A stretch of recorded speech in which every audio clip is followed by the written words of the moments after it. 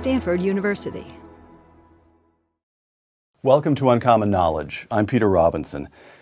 Be sure to follow us, by the way, on Twitter at twitter.com/UNC Knowledge. Twitter.com/UNC Knowledge. You send us comments, send links related to each program, and let us know what you think of how we're doing. This is a new departure for us, so please let us know.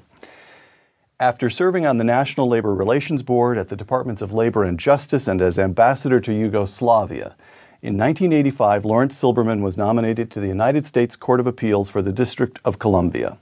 Now a senior judge on the court, Judge Silberman has joined the company of Learned Hand, Henry Friendly, and Richard Posner as one of the very few federal judges to have achieved national importance without having ascended to the Supreme Court.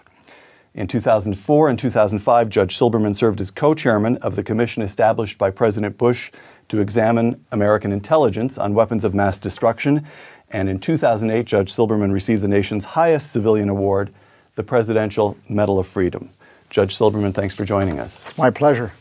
Segment 1, Saving the Second Amendment. In Parker versus the District of Columbia, you wrote the 2007 opinion striking down parts of the District of Columbia's ban on handguns as unconstitutional. In the Heller decision last year, 2008, the Supreme Court upheld you. Let me quote you. You remarked recently, when the case first came to me, I had been under the impression that the Second Amendment, the right to bear arms, was a collective right. When I looked into it, I concluded to the contrary. Now explain for this layman what a collective right is, and then tell me what changed your thinking. Well, the theory had been for much of the 20th century in federal courts, and a theory that had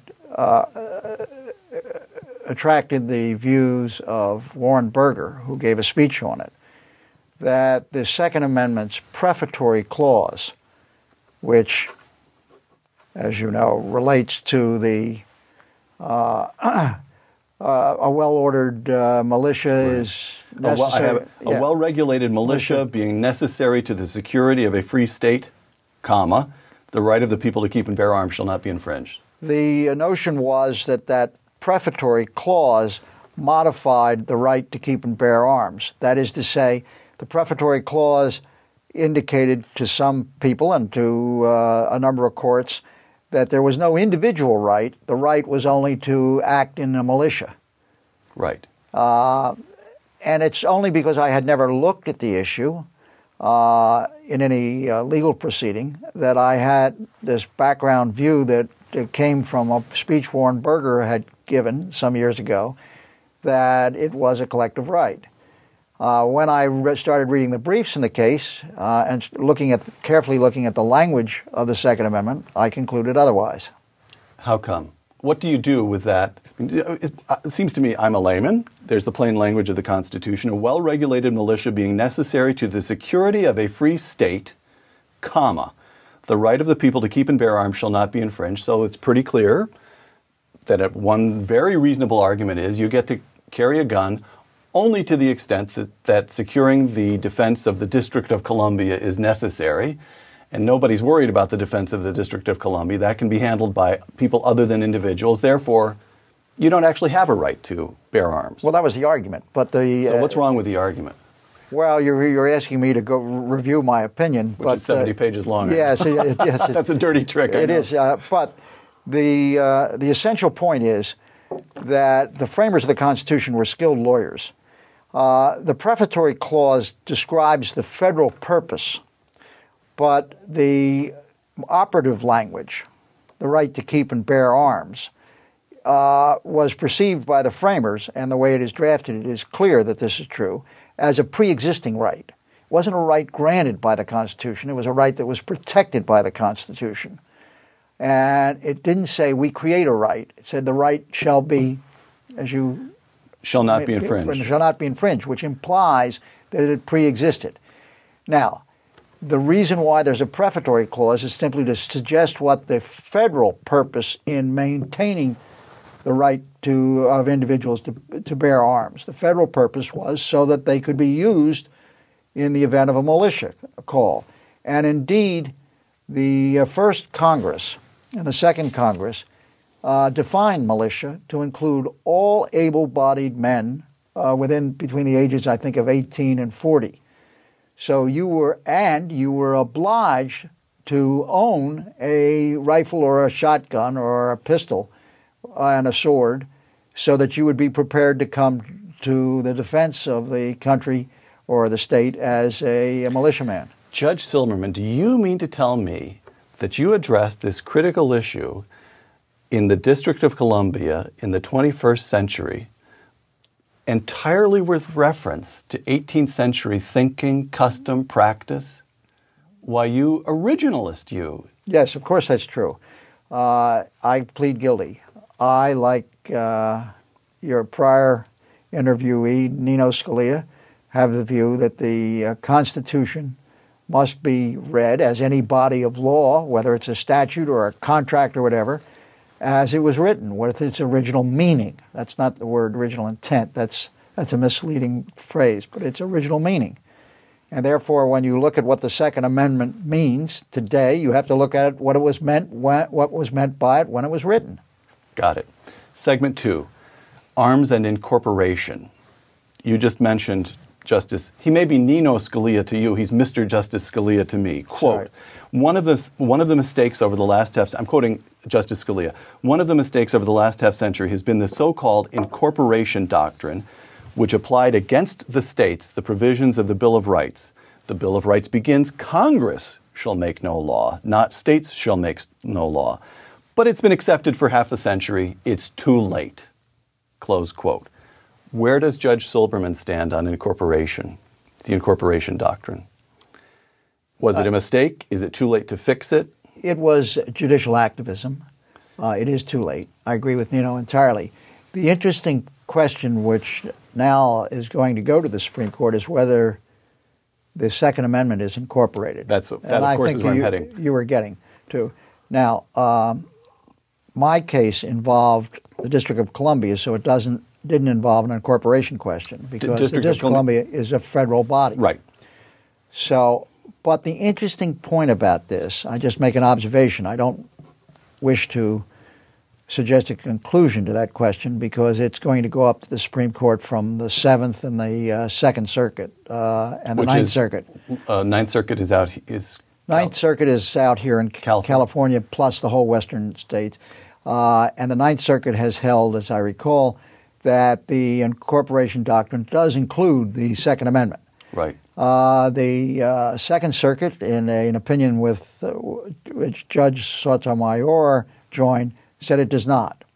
The Seventh Circuit recently, in an opinion by Frank Easterbrook that Dick Posner joined, Chicago. Said, yes, that's Chicago, said, well, we're not going to decide that issue. It should be for the Supreme Court to decide it. The Ninth Circuit thought, well... you see all the trouble you caused. Yes. Well, of course, it was inevitable. But what should be noted is the Second Amendment doesn't say, as the First Amendment says, there shall be no federal law encroaching on the right of freedom of speech or assembly.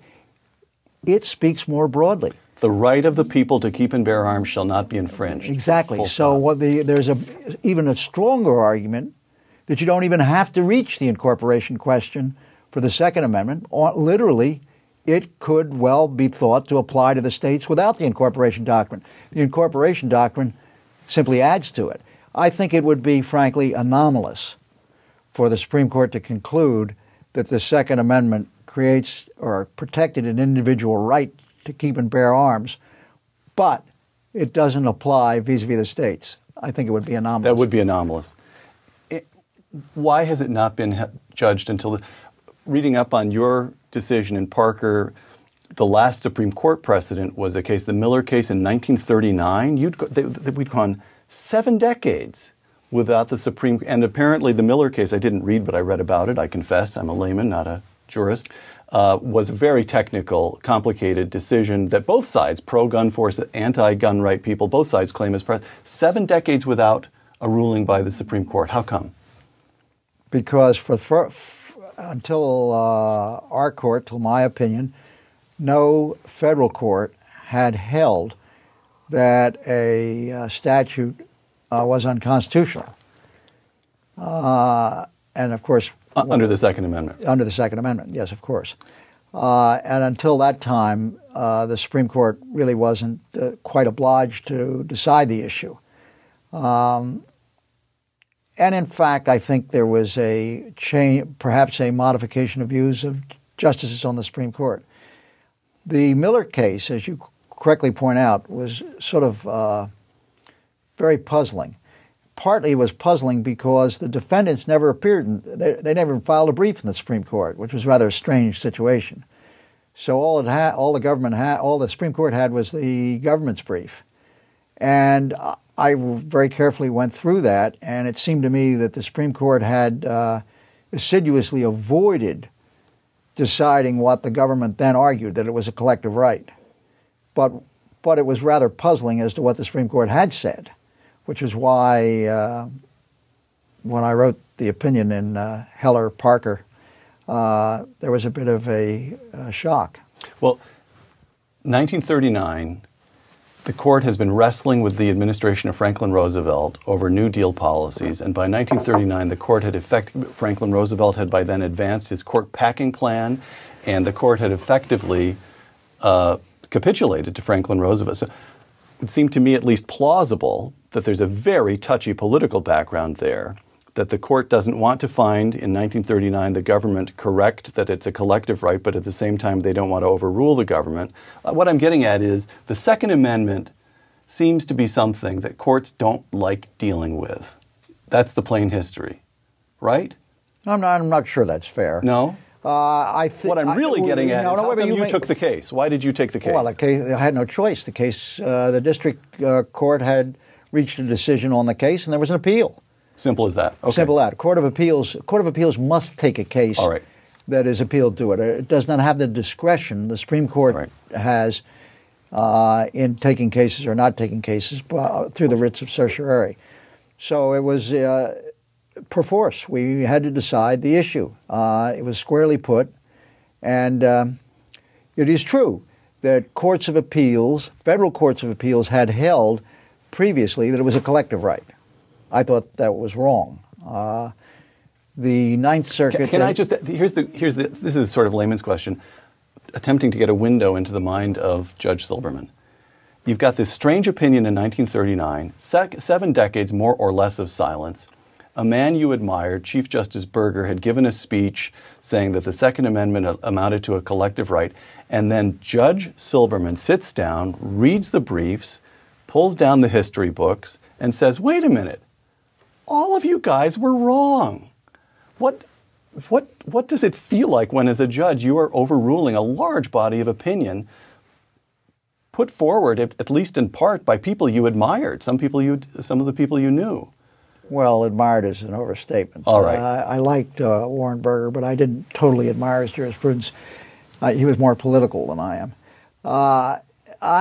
There were state Supreme Courts that had held the Second Amendment was an individual right. But you're quite correct. The federal courts had almost uniformly in the latter part of the 20th century concluded that it was a collective right. And you're probably also correct to say that federal judges had sort of shrunk from the Second Amendment. And there were those who had such a strong view about gun control, I think as a matter of policy, that they were inclined to look for a loophole or an out, which was the collective right notion. To try to explain why I did what I did, as a judge, I just simply look at the legal material before me, which includes Supreme Court opinions, so I had to read Miller very carefully, and it was obscure. There was really no answer to the question before me. I had to make that decision first, and then I had to look back at the original material. And at that point, what anybody else on the federal courts has done doesn't dictate what I should do. I have to search my conscience and look at the law and ask myself the question, what does the Constitution's Second Amendment mean? Segment 3, from the law to your activities off the bench, the Silberman-Robb Commission. Let's let me give you a few quotations from the report of the Silberman, of course, refers to Judge Silberman, Robb, your co-chairman, Charles Robb, former senator of Virginia, and it should be noted, a Democrat.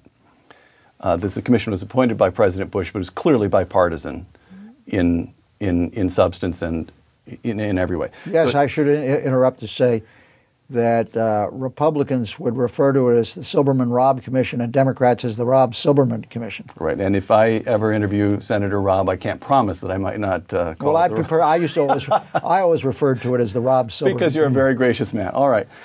Quotation. The United States government, that is the Bush administration, I'm quoting from the report, asserted that Saddam Hussein had reconstituted his nuclear weapons program, had biological weapons, and had stockpiled and was producing chemical weapons.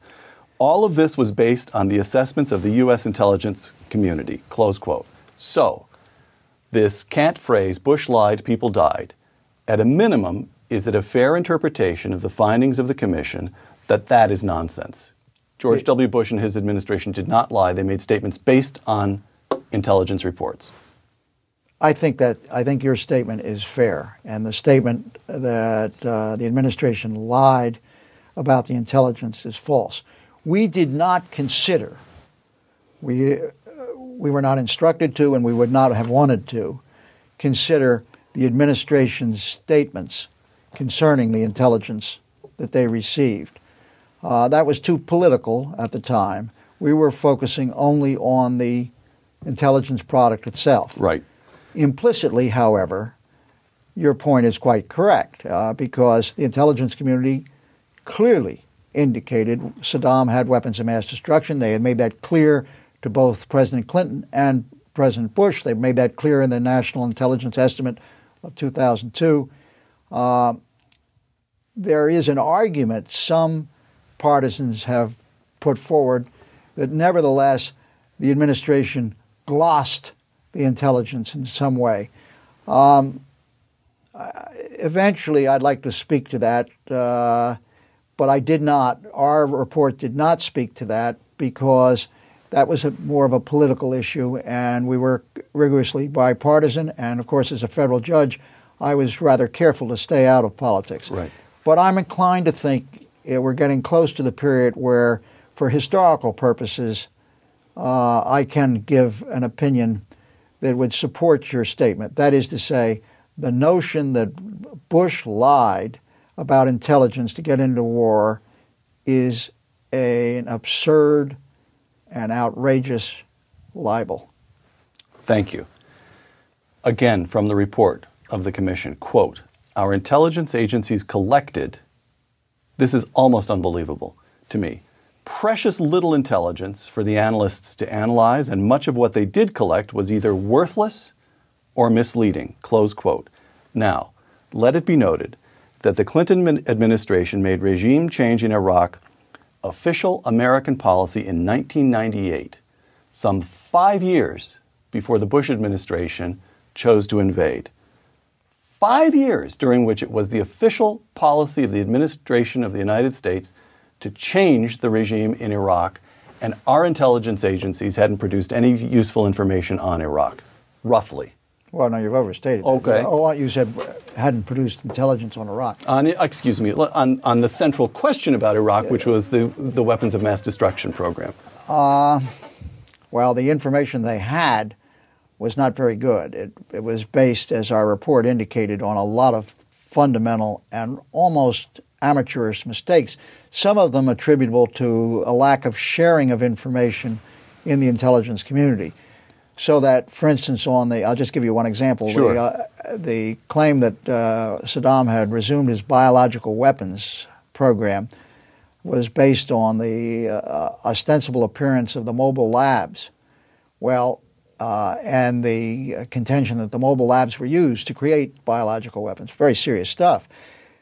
Turned out that all came from one source, and it was a source that was fraudulent. Somebody who had gone to German intelligence and made the claim. Unfortunately, that claim came to the American intelligence community from several different entry points, and nobody in the intelligence community realized that when they had 3 or 4 corroborating bits of evidence, it was all the same thing, and it was a phony. So that was quite disconcerting. However, there's something important. You're telling me that the intelligence agencies of the United States of America did a worse job confirming a piece of evidence than Ben Bradley would have permitted reporters to do at the Washington Post. I'd rather not get into that comparison. All right. But let me go on to say something that's very important. We now know that Saddam destroyed his weapons of mass destruction and abandoned his program after he was caught by the inspectors. We also know from the Delphi report that he planned to resume his weapons of mass destruction program as soon as the sanctions regime ended. So we know those facts. We're pretty sure of that. But it would have been impossible for any intelligence agency in the world, even the very best intelligence agency, to have determined that Saddam had destroyed his weapons of mass destruction program in 2002. And the reason why is even people at the highest level of the Iraq regime believed he had the weapons of mass destruction because he was running a big bluff. He was bluffing his own generals. He was bluffing his own people and Iran. He has recently said, we now know from recent material, when he was interrogated post the war, he said he indicated he wanted to run a bluff. So it would have been impossible for any intelligence community to come up with a conclusion that he destroyed his weapons of mass destruction. A first-class decision would have been, a first-class opinion would have been, we think it is probable that he has his weapons of mass destruction. He actually had them, we know that. He's used them in the past. We have no evidence that he destroyed them. Ergo, we think it's highly likely that he has weapons of mass destruction, but we can't prove it. Had the intelligence community said that, I think probably the country would have gone to war anyway. Right. Since most people were quite convinced that he had them. It was counterintuitive to believe that he had destroyed them, and he was running this bluff. So it's a bit unfair to say we went to war because of the intelligence community mistakes, because even had they done an absolute first-class job, it would have been impossible to have concluded that he destroyed his weapons of mass destruction. And beyond that, even then, he was planning to resume his weapons of mass destruction after the sanctions regime. Well, no, but you don't mean to provide a kind of sort of exculpatory comments about the intelligence community. They did a lousy job. No, they did That's do a clear. They right. did do a lousy job, but I'm discussing the difficulty of the problem. Counterfactual history. Okay. And what I think historians will have to look at, and they'll begin to look at when the political winds die down in Washington, is did we go to war based on mistaken intelligence, or even if there had been a good intelligence, would we have still gone to war? Because it would have been impossible to know he destroyed his weapons of mass destruction. And even if we had known that, we would also have known that he planned to resume them. Right. So I sometimes wonder whether it could be said this was a war of choice, or really whether it was an inevitable war, but the choice was more a question of timing. Segment 4, Will Lawyering Strangle Us? Just over 30 years ago, you published a very famous essay titled, Will Lawyering Strangle Democratic Capitalism? Let me read you a few assertions from that essay of 3 decades ago. You tell me in which instances you'd make the same assertion today and in which instances you might change your mind or put something a little bit differently. Quote, I'm quoting you, the legal process, because of its unbridled growth, has become a cancer which threatens the vitality of our forms of capitalism and democracy. Close quote. Yes. You want to stick with that? You'd stay with this? It might have been slightly hyperbolic, but I'd stick with it, yes. And in fact, I did write a subsequent essay 25 or 30 years later, and it was included in a law review article somewhere, in which I went back to consider the validity of the statements I had made before, and I concluded, yes, and if anything, it had become worse. When I graduated from Harvard Law School, there was actually In which year? 1961. Right. There was a serious concern expressed by the American Bar Association that we had too few lawyers. The Warren Court, of course, had an enormous impact on the growth of the legal profession. because after all, with all of its judicial activism, there was more and more power given to lawyers. As a result, I think when I did the latest redraft or rethinking of that topic, I noted that the number of lawyers in the United States was twice the number per capita, right, as it was true in 61. I've got some figures for you to try on for size. The number of lawyers in the country when you published the article in 1977, 448,000. The number of lawyers as of last year, 1,014,000. The population increased 40%. The number of lawyers increased 126%. Exactly. So how many lawyers is too many? You're a judge. You love the law. This is a good way to lead your life and serve the nation. Why wouldn't you want more people doing that? Because although lawyering is an essential component of democratic capitalism, and I pointed out in that article that Britain achieved enormous economic growth in the 17th and 18th century, in part because they had a more supple and better legal system than the continent. Right. But too much lawyering can be too much of a good thing. And I believe, and I believe now, that a disproportionate amount of our talent in the United States goes into law as opposed to business or other areas which are welfare enhancing and create wealth. Lawyers redistribute wealth, but they don't generally produce wealth. Once again, from Will Lawyering Strangle Democratic Capitalism, quote, "The growth of the legal process is not occurring without the wholehearted support of the American intelligentsia, those who fundamentally distrust choices made by the population as a whole, wish to divert as many issues as possible to the legal process." Close quote. You are a graduate of Dartmouth College, a fancy pants institution, and Harvard College, another fancy pants institution. Harvard Law School. Harvard Law School, and you have taught for years at Georgetown University Law School. You've spent some time in elite institutions of higher learning, Judge, and here you are slamming those folks, are you not? Well, no, I hope not. I'm not slamming those particular institutions. I am concerned about the disproportionate amount of talent in the United States that goes into the legal profession because it is not, I don't think, good for the country. I'd rather see a smaller percentage of our talented people go into law, more going into business and other associated professions, which create wealth. One more quotation here. Law school. Incidentally, go ahead. Derek Bach, who was president of Harvard, who was my professor at Harvard Law School, some years after I gave that article, gave a speech in which he reflected the same views, that a disproportionate amount of our talent was going into law. All right. Slightly different point, however, but it's your point. Law schools, quote, "Law schools are centers of distrust for capitalism, as well as impatience with democratic institutions," close quote. Here's what I'm getting at. In your article, you're concerned about the growth of lawyering, but you also make the point at a number of places in 1977 that academia is distrustful to a remarkable extent of capitalism and business and indeed of the democratic process. Would you care to stand by that statement today, that point? Absolutely. How come? What is it about academia that does that? You know, it's an interesting question. I had a discussion once with the then dean of Harvard Law School in which I was complaining about the onslaught of law professors who were so hostile to democratic capitalism, or certainly hostile to capitalism.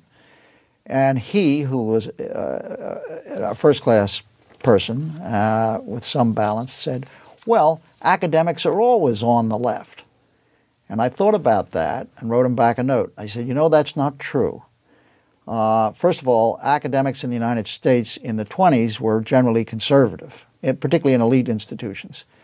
But a more dramatic example might be brought to bear from Germany, when the academics in Germany were one of the first groups to embrace Nazism. So I'm not sure academics are necessarily drawn to the left. They're drawn to overall systems And just as the academics in Germany were drawn to fascism, some academics are drawn to quasi-Marxism, which generates a hostility to capitalism. For that matter, so did some of fascism had its hostility to capitalism too. Right. But it doesn't necessarily mean that academics are on the left. Is it self-interest? Is it that they want more? That they essentially want? Is it the dream of Plato's philosopher king? Yes. They're smarter than these crude businessmen. Why shouldn't they be running things? Exactly correct. That's it? Exactly All correct. Right. Segment 5. Back to Laurence Silberman, jurist.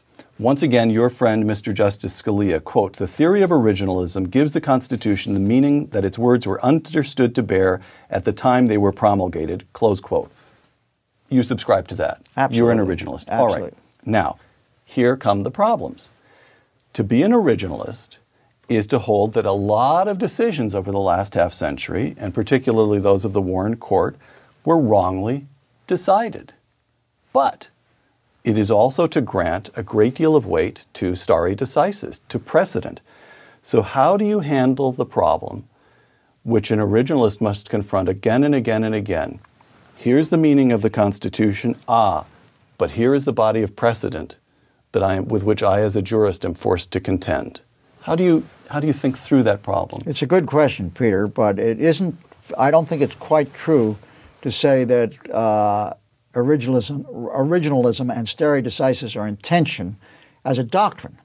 They're not in tension as a doctrine. Oh, they're not? Okay, I would put it this way. Yeah. If you're an originalist, you conclude, for instance, that, let's say hypothetically, that Roe v. Wade was constitutionally an inappropriate decision. I stated that before I became a judge, so You're on record on that one already. Although I also indicated at the time that I was pro-choice, but I was very much opposed to Roe v. Wade before I became a judge. Okay, so you conclude that an issue such as that was improperly decided because the right of privacy was created out of whole cloth in the Constitution.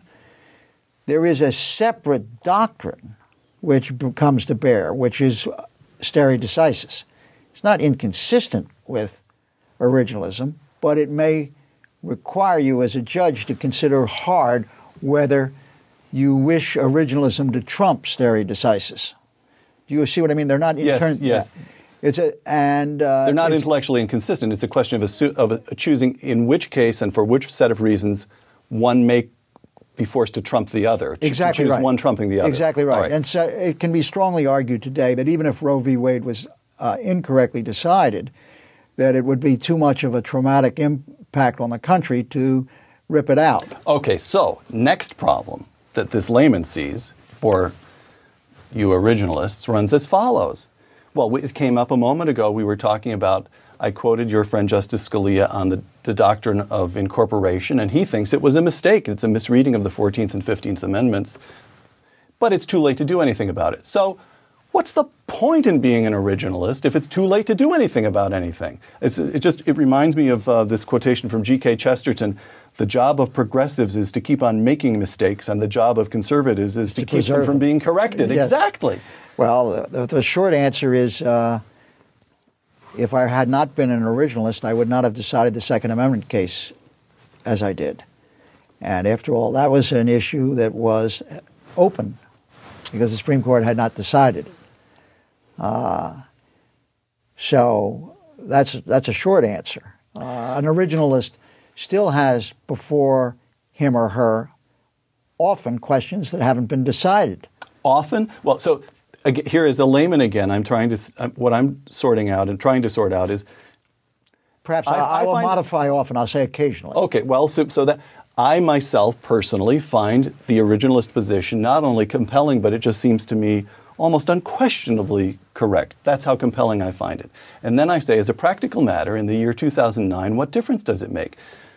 Even as brilliant and committed an originalist as Judge Laurence Silberman is only able to get back to the original meaning of the Constitution in a case where there was no major decision for 7 decades. No, that's an unfair statement. All right, good. Tell me why that's wrong. Well, I'd say hypothetically, had I been on the Supreme Court at the time Casey was decided, which was 1990, 3, 4, 2, Yes. perhaps? Early 90s, early 90s. All right. I might well have voted with Scalia and Thomas to overturn Roe v. Wade. That was the moment when they had a choice. Remember, that's the case in which Tony Pennsylvania. Kennedy, Right. David Souter, and Sandra Day O'Connor wrote a separate concurring opinion re-endorsing Roe v. Wade, although modifying it somewhat. One could say, logically, that was a time when you could overrule Roe v. Wade. And one could logically conclude that, well, now wait a minute, 20 years later, at that point, you've got too many settled expectations. The argument in favor of not overruling Roe v. Wade in 2009 is stronger than it was in early 90s. And as a general matter, the argument for a precedent becomes stronger every day, roughly speaking. Of course. Okay, so last question. Although you should be able to pop into my face. Well, what about the Plessy versus Ferguson? Remind me of Plessy. Plessy versus Ferguson is a case in the 1890s holding that segregated schools are perfectly constitutional. Right. And it gets overturned in 1954 in Brown. Right, in Brown versus Ford. 60 years later. Yes, and you would quite legitimately point out and say, well, wait a minute. Why wasn't that settled expectations? And the answer to your point is there's tension between an originalism view that, oh my gosh, we made bad mistakes 20 years ago, and we should change it.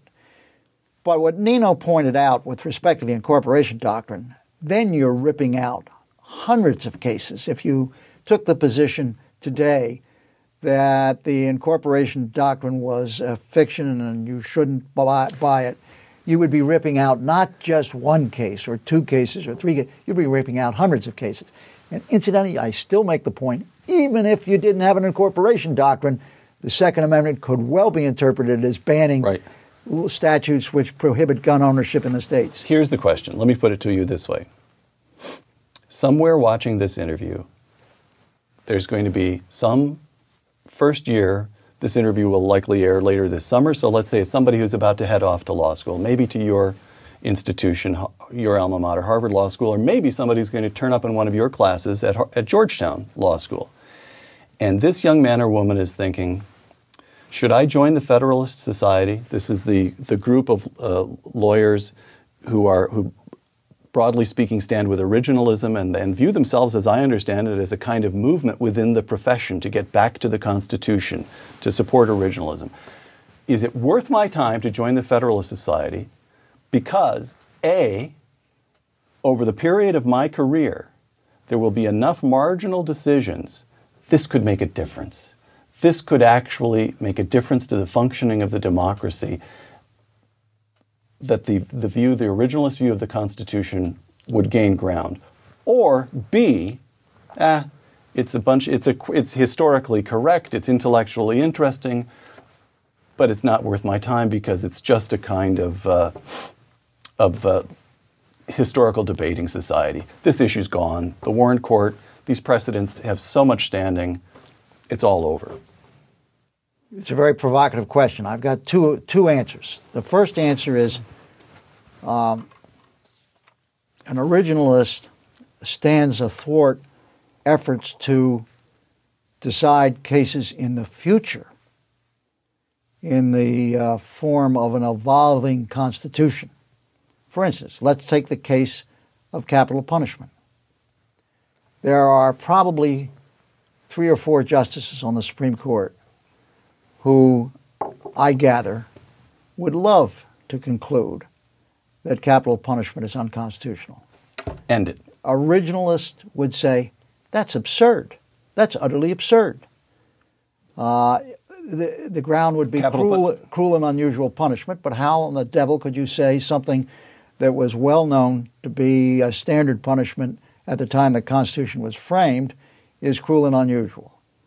Now, it is true that that term unusual does have a temporal sense, so that timing could change. But nevertheless, it's impossible to conclude today that it's unusual when a number of states have it. So a policymaker on the Supreme Court, not an originalist, would say, come on, let's make that unconstitutional. An originalist would say, you can't do that. That's a policy call. You could change the Constitution, you can amend it, but you can't make that conclusion. There are all kinds of issues that would likely come before the court in the future. For instance, there was a colleague of mine, a classmate of mine, who almost was on the federal bench, who believed that welfare was a constitutional right. Not that the discontinuance of welfare implicated due process, but that the grant of welfare was a constitutional right. Well, an originalist would say welfare may or may not be a good idea, but it's sure as the devil is not a constitutional right. So there are all kinds of future questions that activists would like to see put in the Supreme Court that an originalist would say that's not appropriate. All right, so the relevance remains. It intensely relevant remains. Now, I should also say your description of the Federalist, unfortunately, is slightly mistaken. You described the Federalist as I hoped it would be developed when it was first started, and I helped start it. In my view, about a half of the Federalists are so-called libertarians, and they're inclined to judicial activism on the conservative side. Judge Laurence Silberman, thank you very much. I'm Peter Robinson for Uncommon Knowledge and the Hoover Institution. Thanks for joining us.